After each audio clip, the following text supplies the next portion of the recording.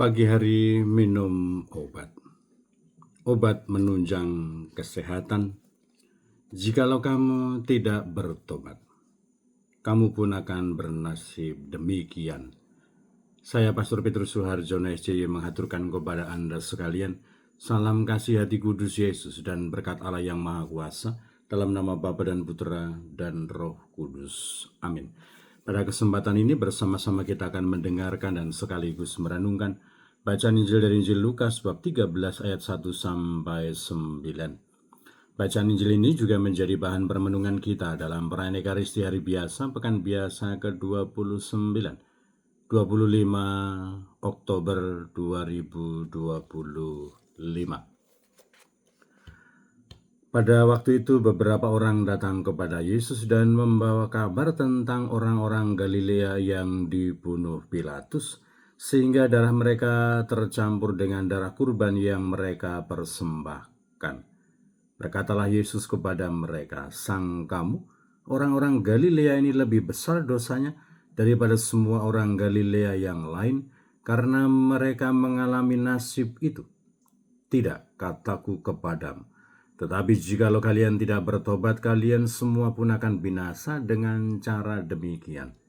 Atau sangkamu ke-18 orang yang mati ditimpa menara dekat Siloam lebih besar kesalahannya daripada semua orang lain yang tinggal di Yerusalem? Tidak, kataku kepadamu. Tetapi jikalau kalian tidak bertobat, kalian semua pun akan binasa dengan cara demikian." Kemudian Yesus menceritakan perumpamaan ini. Ada seorang mempunyai sebatang pohon ara yang tumbuh di kebun anggurnya. Ia datang mencari buah pada pohon itu, tetapi tidak menemukannya. Maka berkatalah ia kepada pengurus kebun itu, "Sudah 3 tahun aku datang mencari buah pada pohon ara itu, namun tidak pernah menemukannya. Sebab itu tebanglah pohon itu. Untuk apa pohon itu hidup di tanah ini dengan percuma?" Pengurus kebun anggur itu menjawab, "Tuan, biarkanlah pohon itu tumbuh selama setahun ini lagi. Aku akan mencangkul tanah sekelilingnya dan memberi pupuk kepadanya. Mungkin tahun depan akan berbuah. Jika tidak, tebanglah." Demikianlah sabda Tuhan. Terpujilah Kristus. Saudara-saudari yang terkasih, selamat pagi. Bagaimana kabar Anda hari ini? Semoga selalu sehat, berbahagia, bergembira, bersukacita luar biasa, dan senantiasa merasakan kasih dan penyertaan Tuhan di hari yang baru ini. Semoga Anda sekalian, kita semua tetap setia, tekun, dan saling mendukung, mendoakan satu sama lain, supaya kita diteguhkan dalam iman, dikokohkan dalam harapan, dan dikobarkan dalam kasih kita kepada Allah dan juga kepada sesama.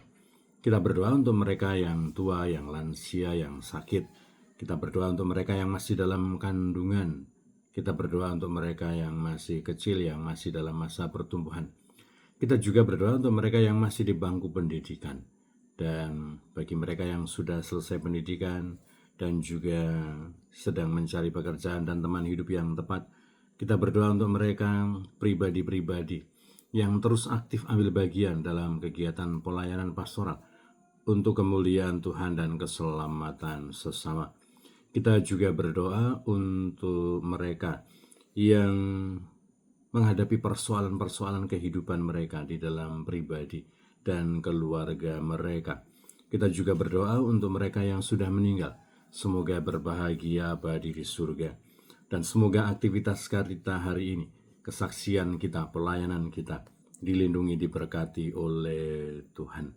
Semoga perjuangan, usaha baik, dan niat baik kita selalu mendapatkan hasil sesuai dengan yang kita harapkan karena belas kasih dan pertolongan Tuhan. Dan hari ini Yesus menunjukkan kepada kita semua supaya kita tidak terjebak dalam perasaan merasa paling benar, paling hebat, dan seolah-olah orang lain keliru, orang lain salah karena mengalami sesuatu yang mungkin negatif. Dicontohkan bahwa mereka yang dibunuh oleh Pilatus, mereka yang tertimpa menara dekat Siloam. Kita semua sebagai pribadi-pribadi yang beriman dan percaya kepada Tuhan Yesus Kristus Semoga selalu ingat, selalu menyadari bahwa kita ada dan hadir di dunia ini untuk juga memberi kesaksian akan karya agung Allah, akan karya keselamatan Allah di dalam kehidupan kita.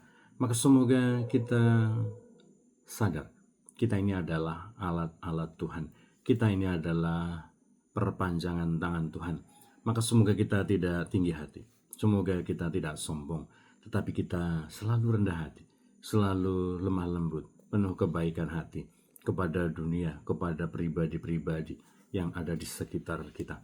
Semoga upaya kita untuk terus menjadi saksi-saksi Kristus. Untuk menghasilkan buah-buah kehidupan, untuk menghasilkan buah-buah yang baik di dalam kehidupan kita, senantiasa kita upayakan, kita perjuangkan, kita laksanakan di dalam kehidupan kita. Tentu saja kita tidak bisa mengandalkan kekuatan manusiawi, kehebatan manusiawi belaka. Kita perlu dukungan, rahmat Allah, perlu kekuatan rahmat Tuhan di dalam kehidupan kita. Maka semoga rahmat itu senantiasa kita mohon. Kita mohonkan kepada Allah rahmat untuk mendampingi, mendorong, menggerakkan hidup kita. Supaya hidup kita menghasilkan buah-buah roh, buah-buah kehidupan. Supaya kita mampu menjadi saksi-saksi Kristus.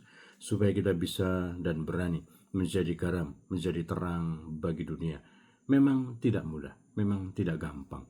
Tetapi semoga dengan yakin, percaya akan kasih karunia dan penyelenggaraan Tuhan, kita akan senantiasa dikuatkan, ditopang, ditolong, dikuatkan oleh Allah untuk terus berjuang, berusaha untuk menjadi saksi-saksi Kristus.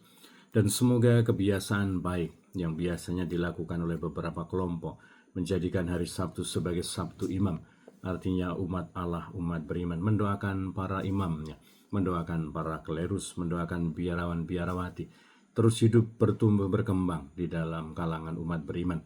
Dan kita yakin dan percaya para imam, biarawan, biarawati juga akan terus mendukung, menolong, mendoakan kaum beriman supaya senantiasa memperoleh kasih karunia dan berkat yang melimpah dari Tuhan. Maka semoga kesadaran kita sebagai alat-alat Tuhan, sebagai utusan-utusan Allah, sebagai pribadi-pribadi yang diajak, diundang untuk menghasilkan buah-buah kehidupan, kita senantiasa percaya akan kasih karunia Allah. Kita senantiasa memohonkan rahmat Allah. Kita senantiasa saling mendukung dan mendoakan. Kita semua berjalan bersama dalam peziarahan yang penuh harapan. Harapan yang tidak pernah mengecewakan. Apalagi di tahun Yubileum 2025 ini. Semoga ziarah kita ke Porta Sancta.